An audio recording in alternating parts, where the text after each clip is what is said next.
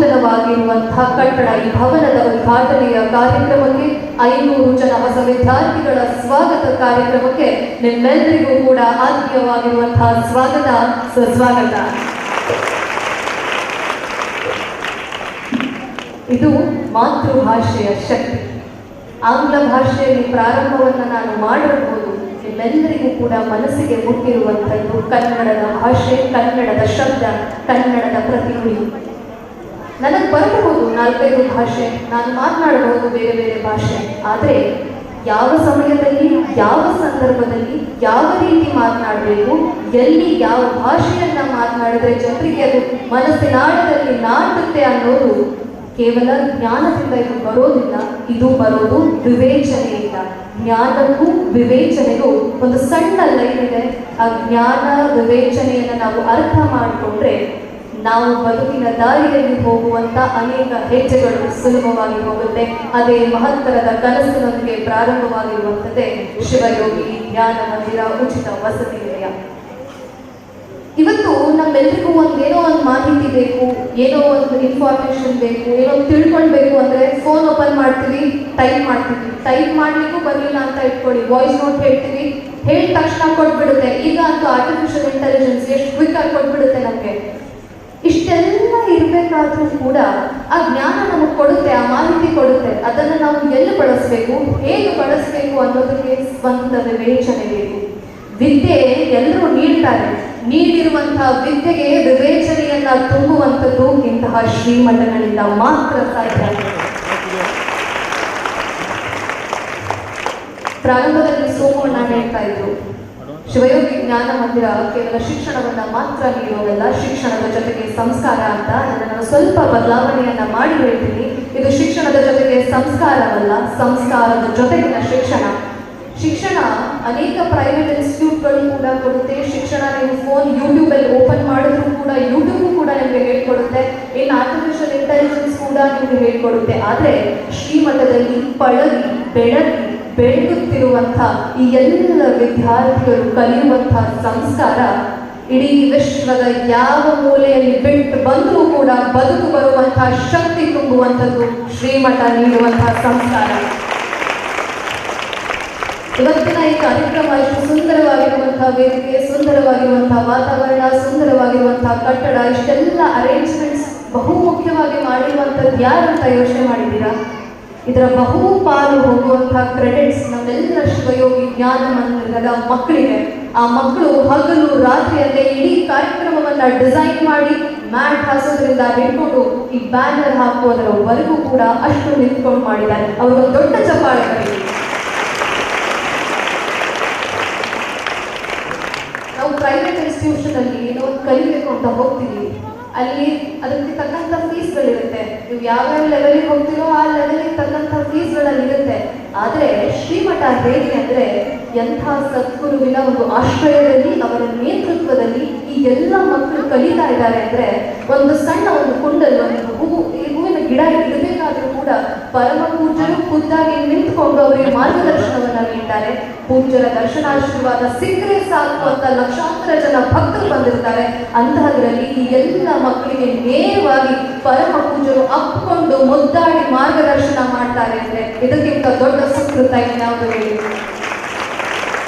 ನಾನು ಯಾವಾಗಲೂ ಅದಕ್ಕೆ ಹೇಳ್ತೀನಿ, ಹುತ್ತ ಮಣ್ಣಿಗೆ ರೈತ ಋಣಿ, ಹೆತ್ತ ತಾಯಿಗೆ ಮಕ್ಕಳು ಋಣಿ, ಮಸ್ತಕದ ಜ್ಞಾನ ಪುಸ್ತಕಕ್ಕೆ ಋಣಿ ಅಂತ. ಆದರೆ ನನ್ನ ಮಸ್ತಕದ ಜ್ಞಾನ ಪರಮ ಪೂಜ್ಯರು ನನ್ನ ಒಂದು ಮಸ್ತಕದ ಮೇಲೆ ಇಟ್ಟಿರುವಂತ ಅವರ ಹಸ್ತದ ಆಶೀರ್ವಾದದಿಂದ ಮಾತ್ರ ಸಾಧ್ಯ. ನಾನು ಮಾಡುವಂತಹ ಪ್ರತಿ ಶಬ್ದ, ಕಲಿತಿರುವ ಪ್ರತಿ ಅಕ್ಷರ ಎಲ್ಲವೂ ಕೂಡ ಅವರು ನನಗೆ ನೀಡಿರುವ ಭಿಕ್ಷೆ ಅಂತ ಹೇಳಲಿಕ್ಕೆ ಇಷ್ಟಪಡ್ತೀನಿ. ನಾವೇನು ಈಗ ಫೋನ್ ಬಂದಿರೋದ್ರಿಂದ ನಾವು ಏನೇನೋ ಮಾಡಬಹುದು, ಆದರೆ ಆ ಗುರುವಿನ ಒಂದು ಮಾರ್ಗದರ್ಶನ ನಾವು ಪಡೆದುಕೊಳ್ಬೇಕು ಅಲ್ವಾ, ಅದು ಬಹಳ ಕಠಿಣವಾಗಿರುವಂಥದ್ದು. ನನ್ನ ಪೂರ್ವಜನ್ಮದ ಪುಣ್ಯ ಇಂತಹ ಗುರುವರ್ಯರ ಒಂದು ಮಾರ್ಗದರ್ಶನದಲ್ಲಿ ನಾವೆಲ್ಲರೂ ಸೇರಿ ಅವರ ಆಶೀರ್ವಾದವನ್ನು ಪಡೆದುಕೊಳ್ತಾ ಇದ್ದೀವಿ ಅಂದ್ರೆ ಇದು ನಮ್ಮೆಲ್ಲರ ಸುಕೃತ. ಇವತ್ತು ಅನೇಕ ಭಾಗಗಳಿಂದ ಎಲ್ಲ ಪಾಲಕರು ತಮ್ಮ ಮಕ್ಕಳನ್ನ ಇಂಥ ಪವಿತ್ರ ಪುಣ್ಯ ಭೂಮಿಯಲ್ಲಿ ಶಿವಯೋಗಿ ಜ್ಞಾನ ಮಂದಿರದಲ್ಲಿ ಶಿಕ್ಷಣವನ್ನ ಪಡೆದುಕೊಳ್ಳಿ ಅಂತ ಬಿಡ್ಲಿಕ್ಕೆ ಬಂದಿದ್ದೀವಿ.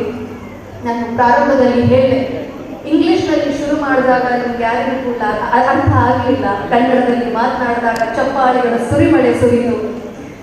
ಹೀಗೆ ಒಬ್ಬ ರಾಜ ತನ್ನ ಇಬ್ರು ಗಂಡು ಮಕ್ಕಳು. ಈಗ ರಾಜ್ಯಭಾರ ಕೊಡ್ಬೇಕಲ್ವ, ಪಟ್ಟಾಭಿಷೇಕ, ಹೊಸ ರಾಜನನ್ನ ನೇಮಕಾರ ಮಾಡ್ಬೇಕಲ್ವ. ಅವಾಗ ಏನ್ ಮಾಡ್ತಾನೆ, 10 ನಾಣ್ಯಗಳನ್ನ 2 ಜನ ಮಕ್ಕಳಿಗೆ ಕೊಡ್ತಾನೆ. ಆ ನಾಣ್ಯಗಳನ್ನ ತಗೊಂಡು ಹೋಗಿ 1 ದಿನ ಟೈಮ್ ಕೊಡ್ತೇನೆ ನಿಮಗೆ. ಆ 1 ದಿನದ ಸಮಯದಲ್ಲಿ ಈ ಒಂದು ರೂಮನ್ನ ನೀವು ತುಂಬಿಸ್ಬೇಕು, ಆ ಒಂದು ಕೊಠಡಿಯನ್ನ ನೀವು ತುಂಬಿಸ್ಬೇಕು. ಯಾರು ಅತಿ ಹೆಚ್ಚಾಗಿ ಕೊಠಡಿಯನ್ನ ತುಂಬಿಸ್ತಾರೋ ಅವರು ಮುಂದಿನ ರಾಜನನ್ನಾಗಿ ನಾನು ಘೋಷಣೆ ಮಾಡ್ತೀನಿ ಅಂತ ರಾಜ 2 ಮಕ್ಕಳನ್ನ ಕರೆದು ಇವನಿಗೆ 10 ನಾಣ್ಯ, ಇನ್ನೊಬ್ಬನಿಗೆ 10 ನಾಣ್ಯವನ್ನ ಕೊಟ್ಟು ಕಳಿಸ್ತಾನೆ.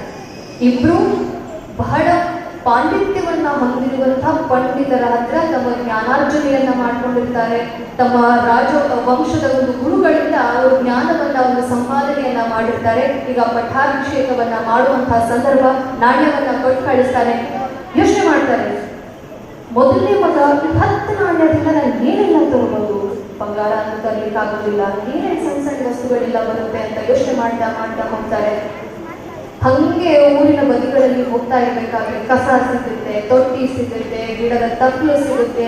ಹೀಗೆ ಎಲ್ಲ ಕಸದ ರಾಶಿಗಳನ್ನ, ಕೆಲವೊಂದು ಹಣ್ಣುಗಳನ್ನ ತಗೊಂಡು ಬಂದು ಎಷ್ಟು ಸಾಧ್ಯವಾಗುತ್ತೋ ಆ 10 ನಾಣ್ಯಗಳಿಂದ ಖರೀದಿ ಮಾಡಿ ತೆಗೆದುಕೊಂಡು ಬಂದು ಪೂರ್ತಿ ಆ ಇಡೀ ಕೊಠಡಿಯನ್ನ ತುಂಬಿಸ್ಬಿಡ್ತಾನೆ.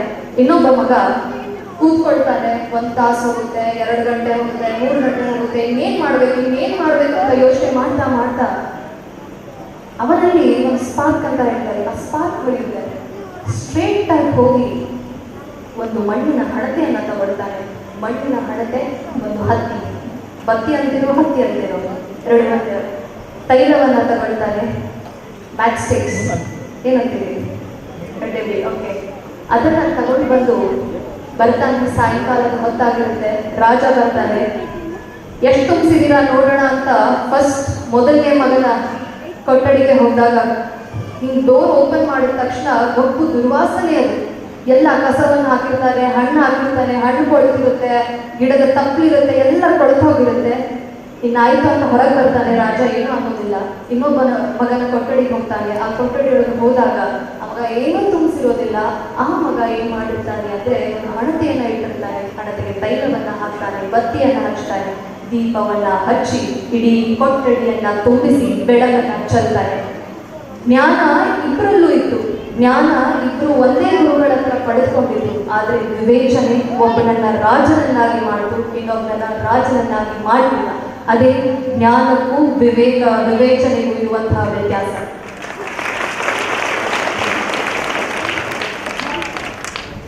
ಶಿಕ್ಷಣ ಪಡೆಯೋದು ಮಾತ್ರ ಅಲ್ಲ, ಶಿಕ್ಷಣ ಹೇಗಿರಬೇಕು ಅಂದ್ರೆ ಸಂಸ್ಕಾರದ ಜೊತೆಗೆ ಸಮ್ಮಿಳಿತವಾಗಬೇಕು. ಇಲ್ಲಿ ಬಂದಿರುವಂತ ಬಹುಪಾಲು ಜನ, ನೀವೆಲ್ಲರೂ ಉತ್ತರ ಕರ್ನಾಟಕದವರಲ್ವಾ? ಎಷ್ಟು ಜನ ಉತ್ತರ ಕರ್ನಾಟಕದವರಿದ್ದೀರ? ಬಹುಪಾಲು, ನೀವೆಲ್ಲರೂ ಉತ್ತರ ಕರ್ನಾಟಕದವರು.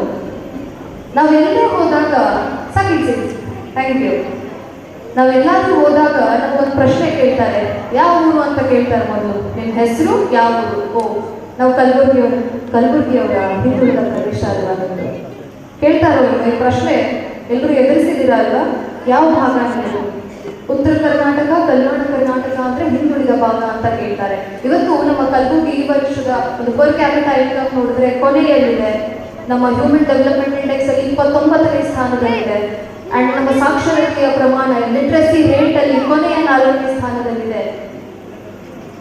ಇವೆಲ್ಲವನ್ನ ನೋಡಿದಾಗ ಇಲ್ಲಿ ಆಗ್ತಾ ಇರುವಂತಹ ಅಭಿವೃದ್ಧಿಗಳ ಬಗ್ಗೆ ನಾವು ಪ್ರಶ್ನೆಯನ್ನ ಮಾಡಬೇಕಾಗುತ್ತೆ.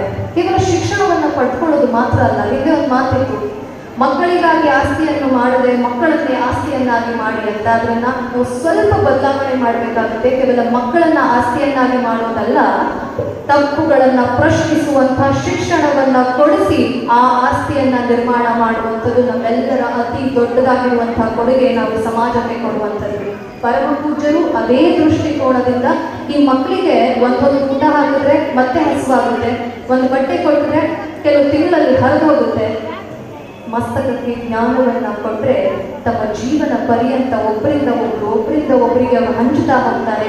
ಈ ಜ್ಞಾನ ಕೇವಲ ಅವರ ಜೀವನಕ್ಕೆ ಮಾತ್ರ ಅಲ್ಲ, ಸಮಾಜ ತಿದ್ದುವ ಭದ್ರ ಬುನಾದಿಯಾಗಿ ತಪ್ಪು ನಡಿಬೇಕಾದ್ರೆ ಪ್ರಶ್ನೆ ಮಾಡುವಂತಹ ಒಂದು ಅಸ್ತ್ರ ನೀಡುವಂಥದ್ದು ಈ ಜ್ಞಾನ. ದೇವರ ಆಸ್ಥಾನಗಳಲ್ಲೇ ಹುಂಡಿಗಳನ್ನು ತೆಗೆದುಕೊಂಡು ಹೋಗ್ತಾ ಇದ್ದಾರೆ ಅಂತ ಅನಾಚಾರ ಅತ್ಯಾಚಾರ ಧರ್ಮಗಳ ನಡುವೆ ಪ್ರಶ್ನೆ ಮಾಡುವಂತ ಸಂಸ್ಕಾರದ ಶಿಕ್ಷಣ ನೀಡಬೇಕು ಅನ್ನೋದು ಪರಮ ಪೂಜ್ಯರ ಕನಸಿನ ಅಡಿಯಲ್ಲಿ ಇವತ್ತು ನೂತನವಾಗಿರುವಂತಹ ಹೊಸ ಭವನ ಇವತ್ತು ನಿರ್ಮಾಣವಾಗಿದೆ. 500 ಜನ ಹೊಸ ವಿದ್ಯಾರ್ಥಿಗಳು ಬಂದಿದ್ದಾರೆ. ಕೊನೆಯಲ್ಲಿ ಹೇಳುವಂಥದ್ದು ಇಷ್ಟೇ, ನೀವೆಲ್ಲರೂ ಸಾಮಾನ್ಯವಾಗಿರುವಂತಹ ಗುರುಮಠದಲ್ಲಿ ಇಲ್ಲ, ಇದು ಶಕ್ತಿಯುತವಾಗಿರುವಂತಹ ಶಕ್ತಿಪೀಠ. ಇಲ್ಲಿನ ಶಕ್ತಿ ಅನುಭವಿಸಿದವರಿಗೆ ಮಾತ್ರ ಗೊತ್ತು. ಯಾವತ್ತೂ ದೇವರ ಹತ್ರ ನನಗೆ ಇದನ್ನ ಮಾಡಪ್ಪ ಇದನ್ನ ಕೊಡಪ್ಪ ಅಂತ ಕೇಳೋದಕ್ಕಿಂತ ನನಗೇನು ಸೂಕ್ತ, ನನ್ನ ಕೈಯಿಂದ ನೀವು ಏನು ಮಾಡಿಸ್ಬೇಕು ಅಂತಿದ್ದೀರೋ ಅದನ್ನ ನನಗೆ ನೀಡಿ ನಿಮ್ಮ ಆಜ್ಞೆಯಂತೆ ನಾನು ಪಾಲಿಸ್ತೀನಿ ಅಂತ ಕೊಡುವಂತಹ ಸದ್ಗುರುನಾಥನಲ್ಲಿ ನಮ್ಮೆಲ್ಲರ ಪ್ರಾರ್ಥನೆಗಳನ್ನ ಇಡೋಣ. ಕೊಡುವಂತಹ ಸದ್ಗುರುನಾಥನ ಕೈ ದೊಡ್ಡದಿದೆ. ನಮ್ಮ ಕನಸುಗಳು ನಮ್ಮ ಬೇಡಿಕೆಗಳು ಸಣ್ಣದಾಗದೇ ಇರಲಿ. ಆ ಒಂದು ಆಲೋಚನೆಯ ದೊಡ್ಡತನದಿಂದ ಸಂಸ್ಕಾರದೊಂದಿಗೆ ಪರಮ ಪೂಜ್ಯರ ಆಶೀರ್ವಾದದೊಂದಿಗೆ ಅವರ ಮಾರ್ಗದರ್ಶನದೊಂದಿಗೆ ಕೇವಲ ಜಿಲ್ಲಾ ಅಲ್ಲ, ಕೇವಲ ಕಲಬುರಗಿ ಅಲ್ಲ, ಕೇವಲ ಕರ್ನಾಟಕ ಅಲ್ಲ, ಭಾರತವನ್ನ ವಿಶ್ವದಲ್ಲೇ ಪ್ರತಿನಿಧಿಸುವಂತ ವಿದ್ಯಾರ್ಥಿಗಳು ನೀವೆಲ್ಲರೂ ಕೂಡ ಆಗಬೇಕು. ಅವರ ಆಶೀರ್ವಾದದಿಂದ ಇವೆಲ್ಲವೂ ಕೂಡ ಸಾಧ್ಯ ಅಂತ ಭರವಸೆಯ ಮಾತುಗಳನ್ನ ಹೇಳ್ತಾ ನನ್ನ 2 ಮಾತುಗಳನ್ನ ಪರಮ ಪೂಜ್ಯರ ಅಭಿರಾಮಗಳಿಗೆ ಸಮರ್ಪಣೆ ಮಾಡ್ತಾ ಇವತ್ತಿನ ಈ ನನ್ನ ವೇದಿಕೆಯ ಮಾತುಗಳಿಗೆ ಪೂರ್ಣ ವಿರಾಮವನ್ನ ನೀಡ್ತೇನೆ. ವಿಚಾರಗಳಿಗೆ ಧನ್ಯವಾದಗಳು.